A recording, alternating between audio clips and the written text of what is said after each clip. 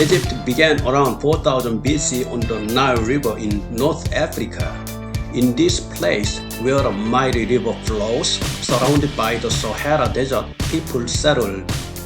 The Nile River played a very unique role in the development of ancient Egyptian civilization, and the Nile River was important features that are hard to find in other rivers. It overflows on a regular basis. The torrential rains that fall in May every year cause the river to overflow with water, which has made the land around the Nile very fertile. Subsequently, with the enormous agricultural production in the region, Egypt enjoyed hegemony for a very long time. Over time, the people here went to war to secure food or expand their territory. Thus, two kingdoms, Upper Egypt and Lower Egypt, appeared around the Nile River. The kings who ruled here showed their power by wearing white and red crowns respectively. Later, Minis united the two kingdoms wearing a white and red crown.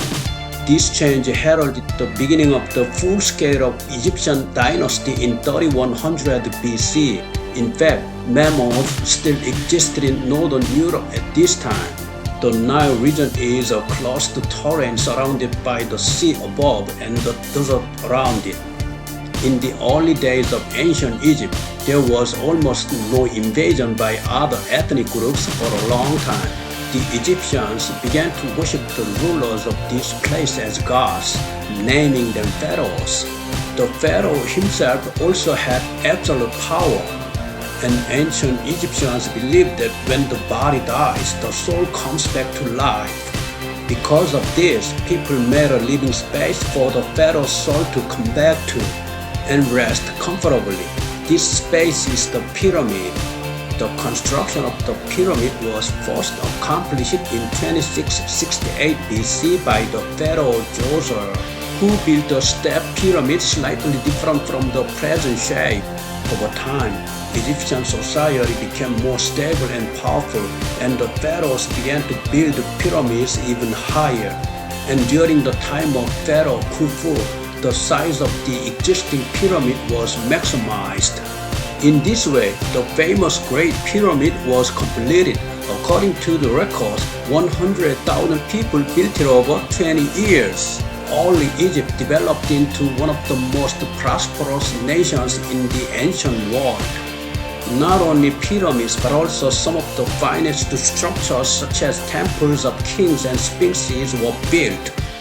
The absolute power of the pharaohs were revealed through the facilities that made up these structures and the phenomenon of reproducing the king. However, as this period passed, threats to the power of the pharaohs appeared. Those threats were the local nobles of Egypt, as they gradually threatened the authority of the pharaohs. The influence of nobles in the provinces even surpassed the kingship. As a result, the society became unstable, and the power of the pharaohs gradually collapsed.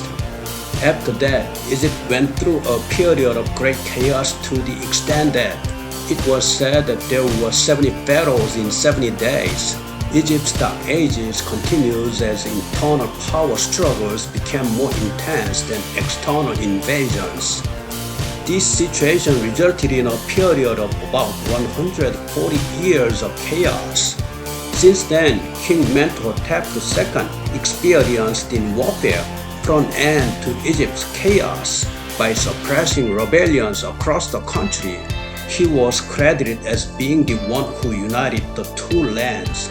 Mentuhotep II left many relics related to war as a pharaoh skilled in warfare. This peaceful period, however, did not last long. Egypt's military power was stagnant, and the Hyksos, an Asian race, invaded the eastern part of the Nile River. They are armed with new weapons. Their new weapons, such as horse-drawn chariots and bows, enabled them to begin to occupy Egypt in an instant. And the Egyptians, who were encountering such a battle for the first time, fell to their knees before the Hyksos. The Hyksos, who were Egypt's most powerful warriors, were defeated. The Egyptians, who were encountering such a battle for the first time, fell to their knees before the Hyksos. The Hyksos Egypt, located in the lower Nile Delta, had to submit to the direct rule of the Hyksos for about 100 years, and Upper Egypt survived the Hyksos and remained divided. Fortunately, in the occupied Lower Egypt, the Hyksos were satisfied with maintaining the basic Egyptian framework and becoming pharaohs, so the original Egyptian civilization could be maintained. The rule of the invading Hyksos was overthrown by Amos I.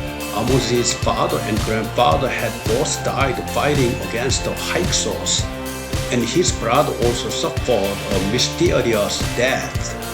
After that, Amos drove the Hyksos completely out of the Nile basin. This turn marked the beginning of the era of the New Kingdom, the greatest heyday in the history of ancient Egypt. The Egyptian point of view on the afterlife was that when the body dies, the soul goes to the afterlife, but over time the soul also returns to where the body was. Therefore, the body was left in a linen bandage to preserve it.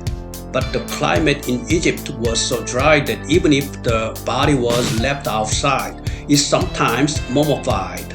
In addition, animals close to humans, such as dogs and cats, were mummified. The Egyptian kingdom began to greatly strengthen its military power based on its experience of being ruled by other ethnic groups, and then entered a war of conquest. Hatshepsut, the queen in the new era of the kingdom, came to power and laid the foundation for Egypt's prosperity. At that time, there was hardly any invasion by force from the outside, so she built her wealth through peaceful diplomacy with neighboring countries rather than war. She also pursued creativity, construction, and peace, and achieved a successful reign during her life. She was recorded as an outstanding queen in antiquity. The temple where she lived at that time is still there, and it is considered one of the most beautiful monuments of ancient Egypt due to its enormous size and perfect symmetry. After her death, Thutmose III, who had ascended as co-pharaoh, came to power. While Hatshepsut had mainly been trading, Thutmose, who wanted to make Egypt the world's greatest empire, carried out a large-scale military conquest.